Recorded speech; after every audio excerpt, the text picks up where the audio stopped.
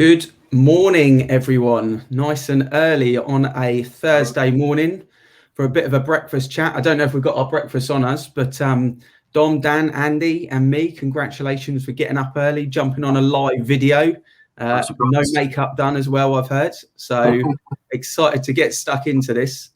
Obviously, we're going to talk about the budget. That goes without saying. And before we come to everyone, I just wanted to introduce who we've got here. So Andy from Meade New Homes is going to cover all things new homes related. He is known as the UK new homes legend. We've got Dom from the Money Guardian with more financial services experience than the age of Dan from Avocado Property. Over 30 years in the game, Dom. So I'm looking forward to talking mortgages. Dan's obviously one of the UK's top estate agents out there in the pink hoodie, doing his thing at the moment and basically selling everything they list in a short space of time with good creative marketing. And then myself, known as the best large eyebrowed estate agent in the globe, actually. I think the most recent award was. So these guys definitely get me through. The budget, gents, I think is where we got to start. But first of all, how are you, Dan? How are you getting on?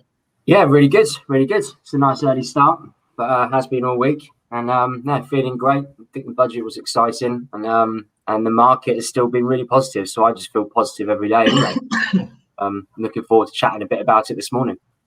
Definitely, we're going to cover stamp duty. We're going to cover 95% loan to value mortgages. We're going to cover the step.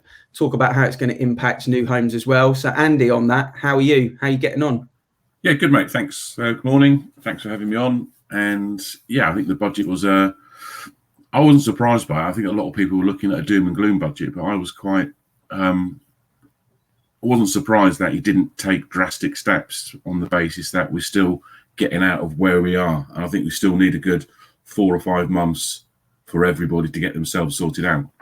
So I think from a budget point of view, I think it was strong for the market, and it's strong for the new build market as well with the 95% mortgages. So I think it's good news. We'll get stuck into that. It's going to be good. And Dom, how are you? Bright and early. I see the garden out there. Hopefully we get some sun later on. How are you feeling? I'm feeling good, mate. I mean, I'm an early riser anyway. I said this to Dan and Neil on our pod last night. This is bread and butter to me, or maybe I should say toast and butter. So yeah, all good and busy. You know, this and the budget has just turned up the gas, I think, from my perspective. So I'm looking forward to it. We're looking forward to a big year. Absolutely. If you're watching now or if you're watching later, if you're watching live or later, it doesn't matter. Chuck some questions in the comments. We will get to them. We've had a couple of general questions come through the website from a plug on this yesterday, so we're going to get to those as well. But if you've got questions about anything relating to property, I know we're going to cover the budget. Fire them in the comments and we will be sure to pick them up and answer them. So I think the first place that we got to start, and we will get to the stamp duty and obviously what's happened there and our opinions on that. But I think the first place is just to give people a bit of an insight, Dom, into what the 95% loan to value government underwritten mortgage actually means, because I know some people will have a take on it and I know you don't have the details yet, but just in layman's terms, you know, for the average Joe out there, what does that actually mean? It might, at its base level, it means that the government are underwriting lending where a borrower can only raise 5% deposit. So 95% loan to value loans, or put another way, where somebody's only got 5% of the property value to put down. Those loans were pretty standard before pre-pandemic, and then obviously when it hit, there was a tightening in general of lending. We lost 90 for a good period of time. 90 is now back, but I think the government's recognised that, you know, people need a little bit of help, and they're focusing particularly on renters. So it basically means that first-time buyers and importantly current homeowners can buy properties up to 600,000 with a 5% deposit.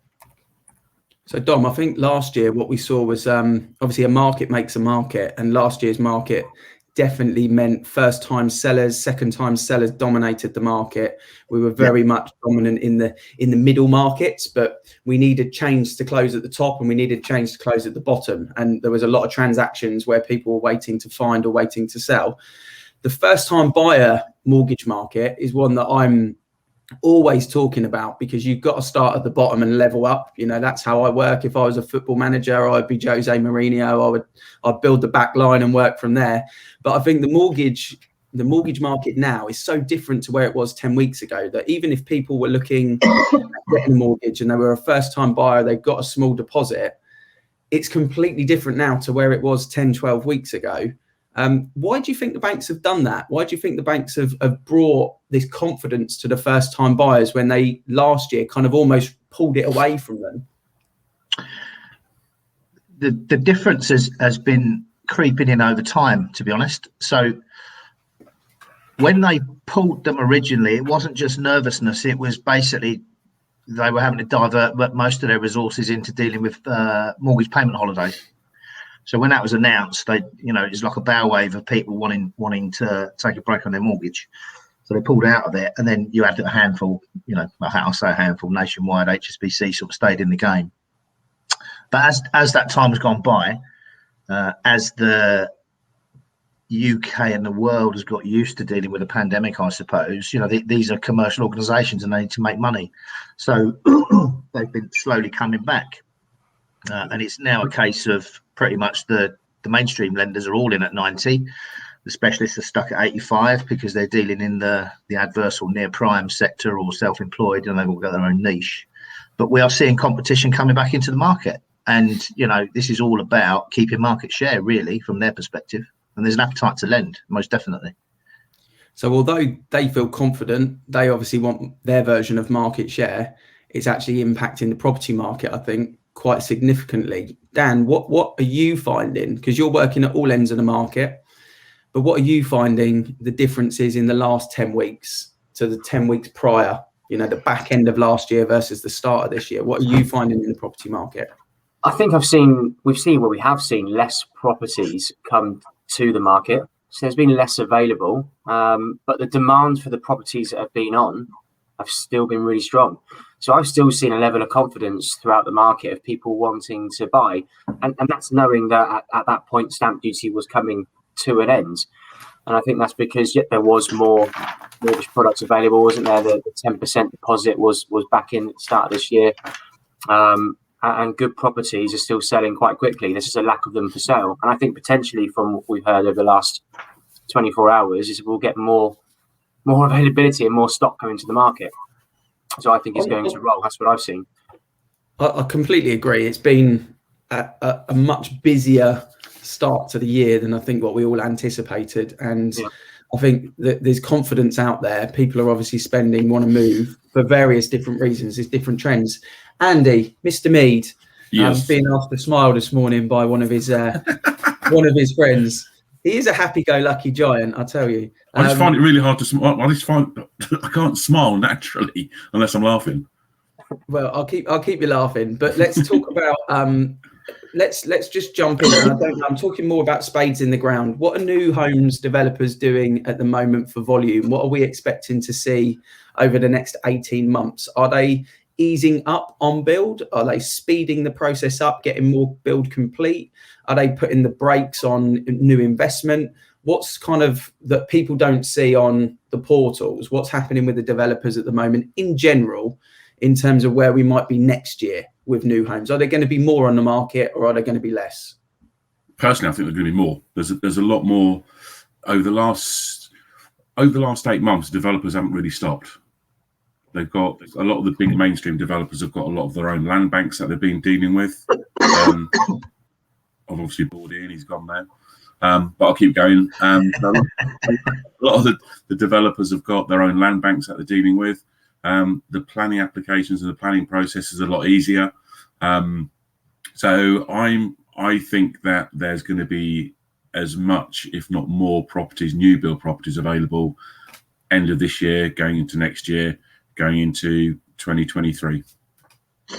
Okay, it's interesting insight because it has an impact on people looking to sell at that market, and especially people that have bought in those developments. I talk to a lot of people that have owned a new build for 2 or 3 years, and their price and their moving circumstances, I think you might find this as well, Dan, in some of the new developments, are impacted by the new builds that are still being built as the second, third phase. Let's talk stamp duty quickly then. Let me just go back. So let me go back a step with the build. What I have found as well with builders that they are now designing their homes, flats, apartments a lot more for home living. So they've taken into consideration, which is quite bizarre for developers to move as quickly as they have done, because they're not usually as quick as and forefront of thinking, forward thinking. But a lot of them now have redesigned what they were building to incorporate home working with the technology they're putting into the home and the spaces. So I think it's going to be good for the market. I think that's a really good point, actually, because new homes are not always the most ergonomically practically designed, I don't think. And what actually is a fair point there, Andy, is when we were on site yesterday, obviously with a developer looking at a new site that's due to launch in the next couple of months, and literally on that moment he'd pulled how something was going to be laid out from a bathroom to almost create more space for a home office as such, or home office space. So that will be interesting to see, I guess, how new homes developers publicize those extra features, because definitely there's change of trends in the market. Is that happening in the mortgage world, Dom? Are you finding that surveyors are valuing garages higher than potentially where they were before? Are you finding surveyors are down valuing at all anywhere, or are we pretty much easy on that? There's got to be definitely more desktop valuations going on, but are you finding a change in how the valuation process works at the moment, or much of a muchness? Much of a muchness from my perspective. I think there might be regional variations, because we've got there's an advisor working in the Kent area, and there's been a bit of down valuation going on there. But in truth, I haven't had a down value on a property certainly since before the pandemic. And don't forget, the RICS surveyors all work to the latest guidance that comes out in the book, so to speak. And so, no, the short answer is no. And they're not really looking at sort of garage space, home office space. It's just, the value of the property based on the context of the wider market. Interesting. No, it's good. It's good to know.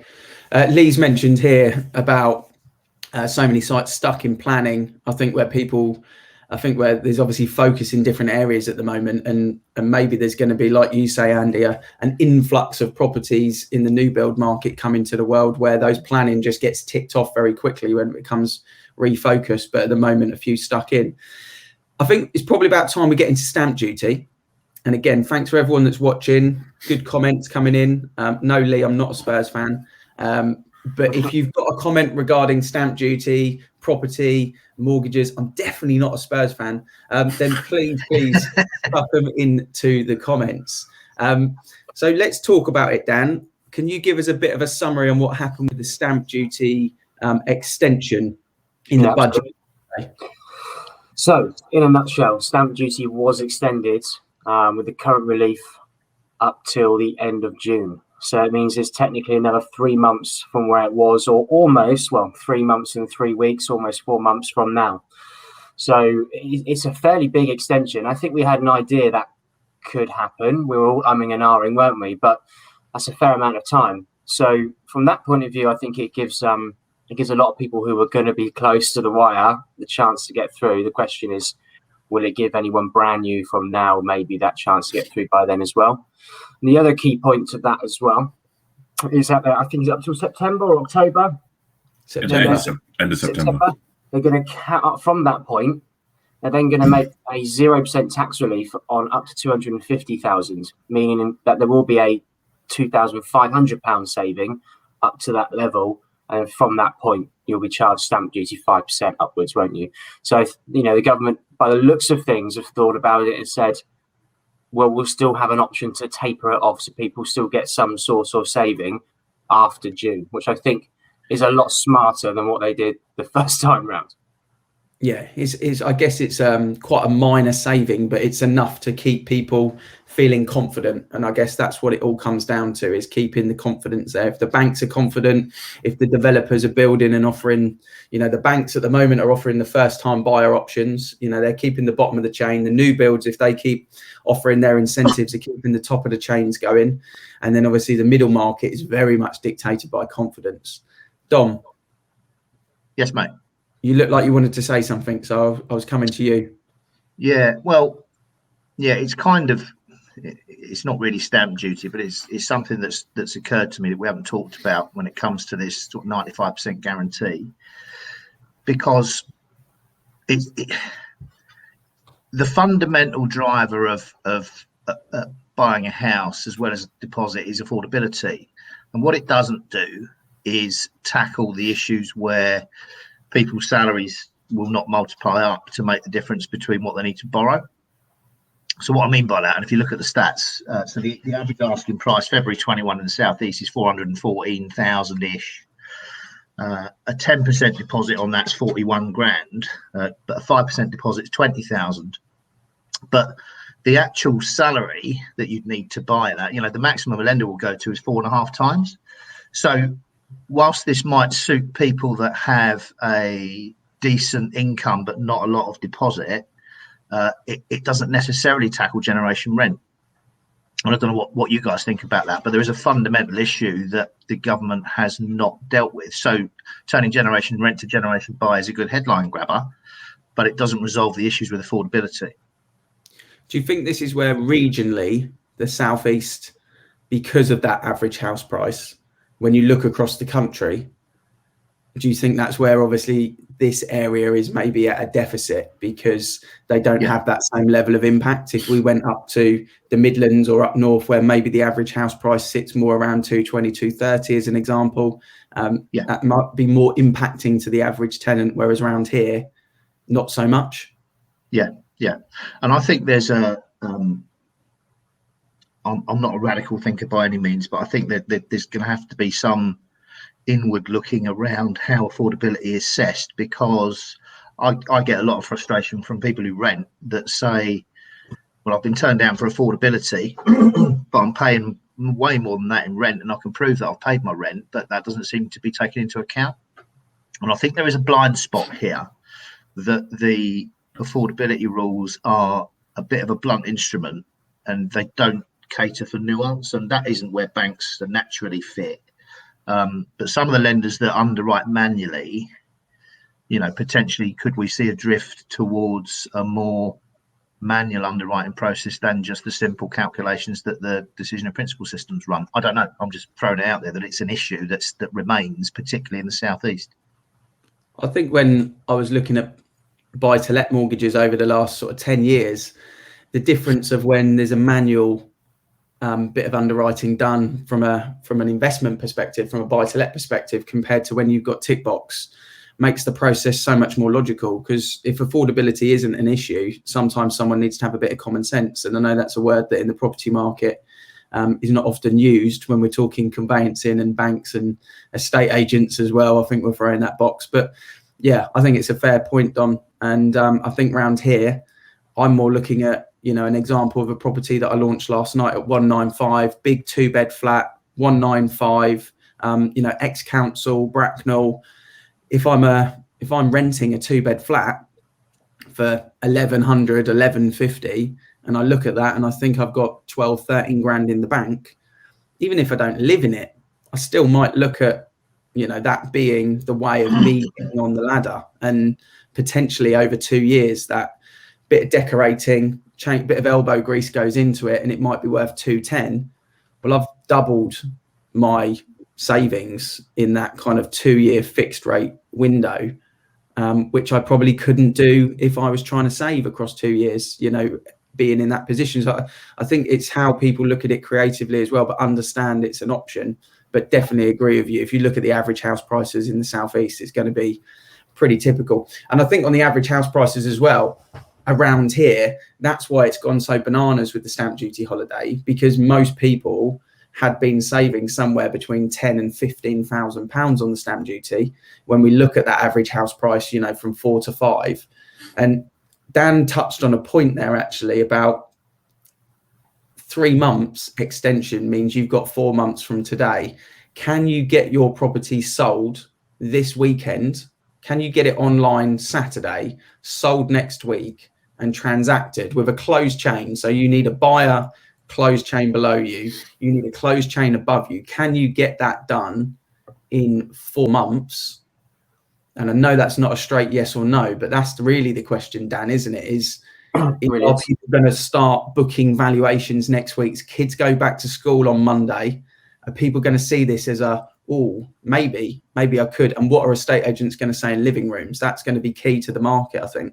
Yeah, absolutely. And no doubt they will, right? And you would. People will go, stamp duty is being extended, and you'll put a smile on your face and think, I can make the most of this.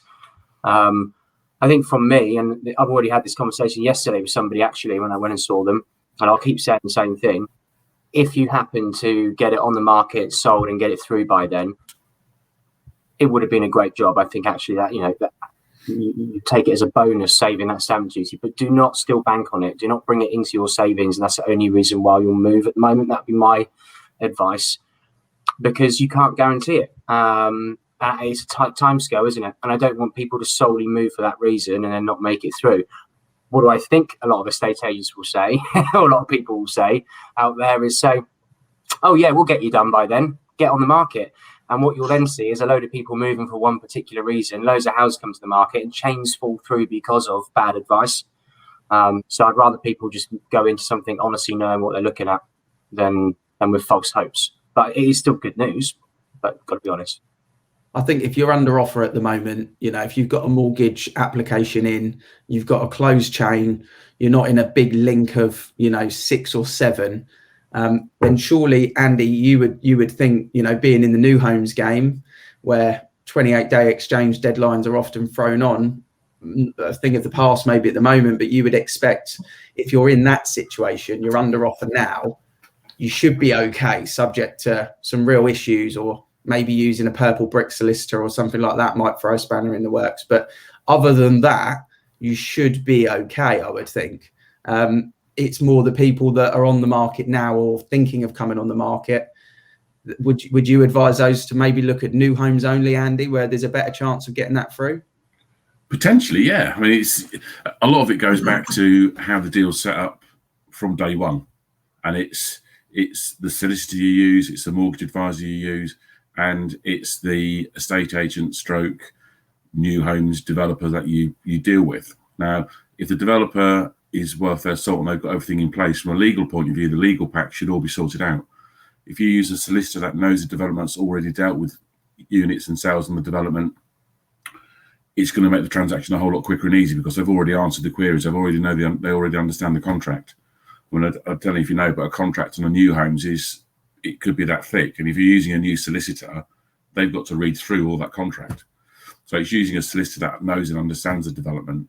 And if you're using Help to Buy, it's using a mortgage advisor that fully understands the Help to Buy scheme. Because with the new scheme, there's still a lot of, I wouldn't say pitfalls, but there's still a lot of bumps in the road where even Help to Buy are sorting themselves out. So, there's a couple of those which are taking a bit of time. So it's been able to help and guide, from my point of view. I'm not just in the process of selling a new home. It's guiding and helping the buyer through the process, whether they're using a Help to Buy scheme, whether they're using a solicitor, is getting them in touch with the right people and making that journey for them as smooth as we can do. So there's a point that I think all of us can talk about, but it's always interesting to see after you've got to a certain point where a problem is flagged that you weren't expecting. And what I'm finding at the moment, and Dan, you might be finding the same thing, is a lot of people that maybe wouldn't have been able to move before capitalise on the stamp duty. Maybe they've got a flat or a small house. They've looked to buy a new build. And what they've done, Dom, is they've ported. They've gone, right, I'll port my mortgage over because it's before they were expecting to do it. It's outside of their timing. They've gone, right, let's do it. And what they've ended up doing is porting, and there's a new build in the chain. And we've now got to this point around, obviously, exchange deadlines and completions. And the new build developer at the top is effectively saying, here's a forecast for the completion of the plot. Put a long stop completion date on it, meaning there's a 2-month potential buffer. And we're now in a situation where the buyer at the bottom says, well, it's not my fault that the developer is not able to commit to a completion date. So I don't want to lose out on the stamp duty. I must complete on the 31st of March latest. Or in this case, it could be the end of the second one. So it could be the end of June. Now, the problem happens that the chain can't split, because the middle link has been based on a porting, mortgage, and the bottom of the chain is saying, well, I'm not exchanging without an actual set completion date, and the developer can't offer it. Now, this is becoming a real issue for me at the moment on quite a few transactions, and I'm just raising it for people watching because this is going to happen again in 3 months' time. There isn't an answer to that, but what I would say, Dom, from your perspective, is if people are porting with a new build, don't, potentially, I would say, because it's causing a problem. There's not an answer from your perspective, Andy. I don't think that has to be the case. They can't guarantee the completion if it's not ready and signed off. But I would just say from a mortgage advisor's perspective, it's something that a lot of people should be aware of when starting the application or when starting the porting, if they're involved in a new build, is knowing if it's not build complete, it's going to impact people below, and you can't split the chain, and it's causing quite a big issue at the moment. Any kind of views on that, Dom? Are you finding that at all? Well, I mean, we don't do a lot of new build purchases, and we also don't see that much porting, to be honest. So everything you've said is correct. I think there's going to be, the tension that we've seen in different types of transactions will continue. Another huge frustration is cladding on flats and the dreaded EWS1 form, and we were talking about that last night. There's just a variety of perpetual issues that keep cropping up, and the more that we can educate our clients and potential buyers and sellers to these particular issues, the better service we're providing, frankly, because a lot of this stuff just drifts along, and they crop up, and it's sort of like, oh, what are we going to do about that then? Whereas actually, if we can prepare people for those types of issues, actually we're delivering more value than the competition. I think because people a lot of the time work with, if you work with cheap, sometimes you work with inexperience, and it's just something they don't understand. I would imagine, Dan, you've been involved in a lot of chains where you're probably progressing the whole chain for the agent because there's poor solicitors involved, and the agents don't quite get that part of it. What's the answer for the vendors on that, for the owners, for the buyers? What's the solution to try and make sure this 4-month window actually happens as a 4-month window? Yeah, you're right. There's been quite a few scenarios recently. There's one that exchanged 2 days ago with us in Lure Early that I had to deal with the whole chain from bottom and above, but it's all worth it in the end. My advice to people moving forward, to be able to make sure that they get things through, use us. But no, but if not, I did a blog a couple of months ago, actually. What's in January, and I call it squeaky wheel gets the oil. So there's a couple of things to that. I think you've mentioned it. Choose really good solicitors. You pay for what you get. Don't choose the cheap conveyancing ones or the ones who just roll things through. Try and pick good ones. Be in contact with your agent as much as you can.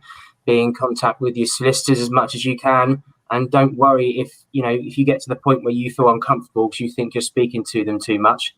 That's absolutely fine, because that's what we're here for. Because communication is key throughout it. I'm finding that with people through new builds, Andy, we've got people buying new build properties. And as long as I'm in contact with the developer every couple of days, from my point of view, and I'm giving them an update what's going on, they're absolutely fine. But what I find too often is an estate agent might not do that, or somebody might not speak to somebody else, and that's when the panic stations start. So communication throughout is key, and having good people in place. Which kind of answers Mike's point. This is not me. Obviously, I'm Ian and Mike.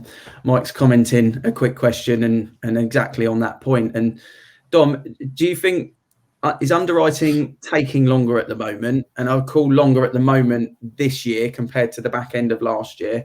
A surveyor's taking longer, or is it actually easing up now? I mean, I'm finding mortgage valuations are getting booked in quicker than they were, sort of August, September, October, around that time. Is underwriting speeding up? Do you think they're less bogged down now with getting the mortgage offers through? Yeah, 100%. So we are, it's not uncommon if you've got a nice, what I call a nice clean case, there's no adverse in the credit history. And it's a nice straightforward demonstration of income. It's not impossible to get an offer within a week. If they've done a desktop valuation, from application to offer, 5 days is doable, and I've had those happen, and it's always delightful when it does. The lenders have pretty much got themselves straight. They've worked through all of the having to work remotely, getting all their tech stacks sorted, diverting people back from handling mortgage holidays back into new business. It's working well. Where you get pinches is in the adverse and self-employed is taking longer. So if you've got an element of poor credit and you have to take that to a specialist lender, they tend to underwrite and do due diligence very, very heavily and then value afterwards. They can take a while. Self-employed are being disproportionately impacted, in my view. And my advice to anybody in those categories is start talking to an advisor early, and so that we can get that process underway and work out where the pitfalls might be, and then take it to the right lender, because you really can't afford false starts. But generally, the tension in that part of the process has pretty much unwound. We're ready to go, and so are the lenders. Yeah, I think it's valuable information. For me, it's the difference between someone that can advise on finance and advise on mortgages, and someone that is very simply maybe working for a bank directly, that it just processes the application. Because we get to that point as well where you're the only person obviously in this chat, and we've got probably 100 years worth of property experience between the group of us. So for a buyer thinking, right, I want to get the best deal and I need to get it through, let's say we're 8 weeks down the line, so I need to get it through in 8 weeks, and the best lender might be X, but actually for speed of mortgage offer, they might be better off spending £12 a month more and going with a different lender. And that's the difference between using a mortgage advisor or financial advisor in comparison to someone that processes the application. I think that's where the value in experience comes in. And that's why, someone like Dom is definitely worth speaking to. If you're thinking, can I do it? Can't I do it? It's going to be one of those.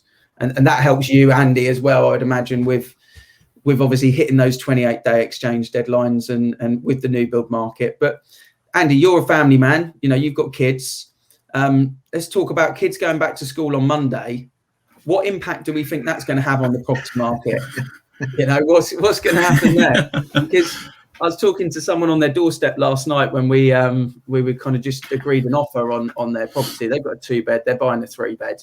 And they were saying, there's not much about family homes, there's not much about for 3 beds. And I said, well, I think next week, we've got a packed diary of valuations, and you would expect to see homeschooling, is gone now for whenever it may come back. We don't know. But do we see an influx of maybe families feeling now is the time to move? It's a general question rather than new homes one. But what do you think, Andy? Do you think people are going to want to make that move now that the kids have gone back to school? Will that help?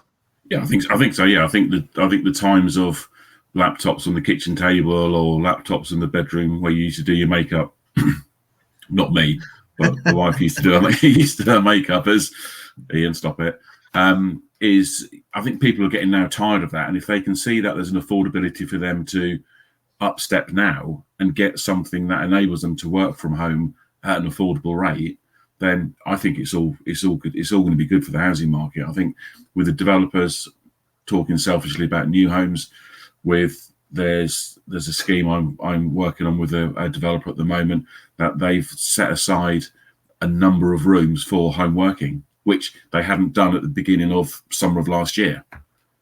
So they changed their planning around and have now set aside. So these 4-bedroom detached houses have now got home offices where they wouldn't have done last year. So I think there's going to be a lot of choice for the buyers. So rather than just upgrading from a 3-bedroom to a 4-bedroom house where they might get an extra bedroom or they might get a bigger lounge, they're actually getting something that is a requirement for them in terms of the home working. Sanjay talks about first-time buyers to dominate, which we've kind of touched on. And is it going to impact the apartment market? And we talk about the foundations of the property market, and obviously the apartment market with the amount of new builds that have been built over the last 15 years is a huge one. really struggled last year after lockdown. Floods of apartments came to the market and they really struggled. The supply and demand scale was very much tipped. But this year is quite an interesting year for apartments, I think, because, you know, the government have said towards the end of the year there's going to be a new policy in place which will take control of the freeholders in reality and allow more peppercorn kind of ground rents and millennium leases, which, you know, is almost going to put a lot of apartments and leaseholds into a model of a freehold without actually calling it that. So if there's first time buyer products available, you know, as Dom mentioned, maybe the 415 price band, the 95% loan to value is not such an option, but down at the kind of 200 grand band for a nice new one bed, 225, 250 for a two bed, that sort of price range. Maybe we are going to see a kind of resurge of prices, you know, and sales for apartments. Are you finding it easier this year, Dan, to sell apartments? I mean, I think I probably am. I think there's apartments selling that wouldn't have sold 6 months ago that seem to be moving now. Yeah, we've had some we put on the market and we sold them in 5 days, a couple of them.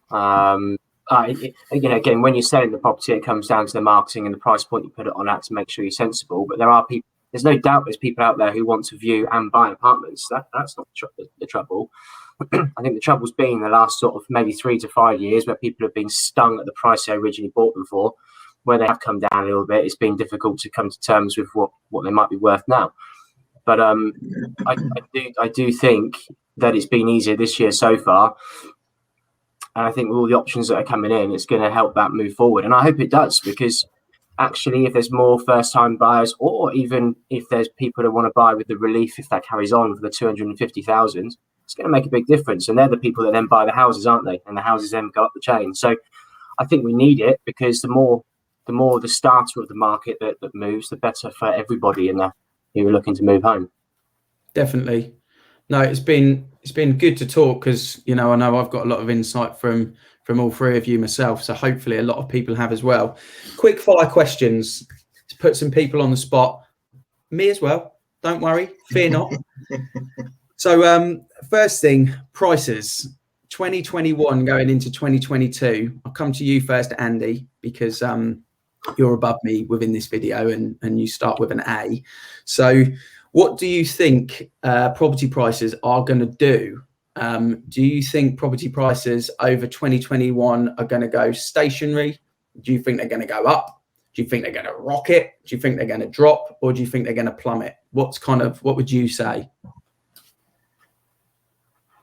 I think they're going to go up. I think they're going to go up. I don't think it's going to rocket, but I think you're going to see a 4 to 5% increase over the next 7 or 8 months up until the end of the year. And if you're one of the people watching, we'd love your comments on this question as well. Property prices, rocket, up, stationary, down, plummet. Let us know what you think. Just fire it in there, one word. Dan, what about you? Similar to Andy, I think they're going to go up. I don't think they're not going to skyrocket, but I don't think they're going to drop. I think they're going to go up. I think certain commodities might stay flat.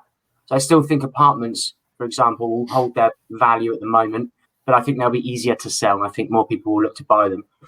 But I think in general, the market will go up a bit. Good. Dom, your views? Yeah, I think that's a steady increase. I'm numbers driven. That might surprise you guys. Probably not. Annual change in the southeast, Feb 20 to Feb 21 was 2.6, but you got big regional swings there. Northwest was 7.3. So I agree, they will increase, but we won't see it going potty. It will just be a steady climb. Supply and demand, it's basic, isn't it?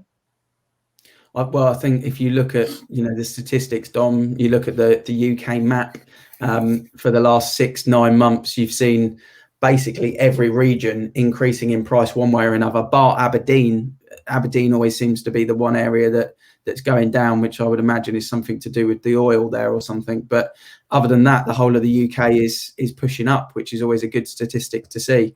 Apart from London. Well, even London, generally speaking, when you look at those statistics, there's marginal increases. Before I get to me, Alex has jumped in here with a question. We've got a house on up for sale at 695. We're looking to buy around 590. What stamp duty are we looking at? Thanks. Well, if you're going to get it through in the next 4 months, then you're looking at paying 5% on the 90, which Dan has calculated as £4,500. If that goes after September, which you'd like to think, if you're on the market at 695 and you're looking to buy at that price range, you'll get it through in that timescale. Then it would be slightly different because it would be free up to the 250, but 4.5k. It'd be £17,000 if it's up till September. Then after that, it's 19.5. There we go. So quick maths with Dan. Love the fact you got the Casio out there. Good work. Hope that helps, Alex. I don't know if you're on the market with one of the Avocado guys. I'm sure you'll be fine. If you're on with anyone else, give us a call and then you'll be fine. So I would probably say it's the best way around that. Can I say that on these? I think so. Thanks. He says yes. Thank you, Alex.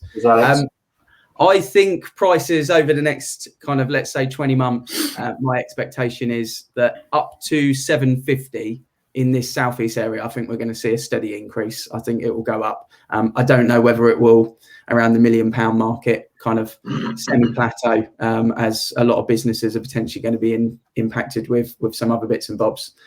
Alex likes that comment. We like it. Next round of quick fire questions. That wasn't that quick actually, but it was quite important that we got that off. It's World Book Day today. Dan, you look like a book guy. What is your favourite book? I'll be honest with you. I've only ever read a couple of books, really, a couple of ones with work and things, which I won't talk about that stuff. One I did read though, which I think everyone should read, is called Playing for Pizza, which it's about this guy who's an American football player and he has loads of nightmares in the end of his career. He ends up going and living in Italy, and he basically, the moral of it is, rather than playing for money, he plays for pizza, but he still loves the sport. And I think there's an element of that you can take into life, right? Don't have to do stuff for money, you do it because you like it. And that's what he refound his roots. So I like that story. I love pizza, so I'm going to read that book. Andy, favourite book? You're definitely a book guy. No, I'm not. I don't like books. Don't read books. One thing I would read though is somebody's done a guide. It was me. A guide to buying a new home. Why buy a new home? So if you go on my website, www.Meade New Homes, and the buyers section, there's a downloadable brochure about why buy a new home and what the difference is in the new homes nowadays. So that's my favourite book. In live TV, that's what we call in the game a plug. Never miss a trick, mate. You know that. Dom, talk to me about books. What's your favourite book on World Book Day? My favourite book, my wife's going to love this, is The 7 Spiritual Laws of Success. Deepak Chopra. Give it a read. It'll be life changing. The book I'm reading now, it's a bit different. It's called Sex, Robots and Vegan Meat. But it's a good read. I promise you. Don't judge it by the title. It's great. Have you got an audio link to that? Is it an audio book? Is that one to listen to while I'm running? Yeah, get it. It's a bit strange. It's a bit strange what's going on in the world, but a bit of an eye opener. Yeah, you can get it on Audible and other online outlets are available. I like it. Good. I go with Legacy. If anyone's ever read the book, I listen to it as an audio book. Legacy. It's all about the All Blacks. It's all about their culture. It's a little bit about leadership as well. And it's definitely my favourite book. I've listened to it 3 times. Not quite as crazy as Dom's, but if you want to, if you want to get a good insight into the culture of the All Blacks, then that's a good one. Last quick fire round. Obviously, Man City are going to win the league. Who's going to be the next 3 in the top 4? This is almost as important as the budget in reality. So, Andy, as a Leeds fan. Obviously, it won't be Leeds, but who would you think will make up the other top 4? I'm still going for Leeds second. And if Leeds aren't second, they'll be third. And if they're not third, they'll be fourth. So that's my top 4. Leeds. Nobody else matters to me, mate, so it doesn't matter. Okay. Good to know. Dan? Obviously, Man City going to win. I'm a Liverpool fan, which has been a very difficult few weeks for me. But I still think you'll see us come back strong into the season, even though we've lost a lot of players. So I think Liverpool will be in the top 4, but I think we'll only squeeze in a 4th. Probably Chelsea and Leicester. I think Chelsea, now you've got the new manager, will keep the legs. And I think this time round, Leicester will keep it going all season rather than tailing off.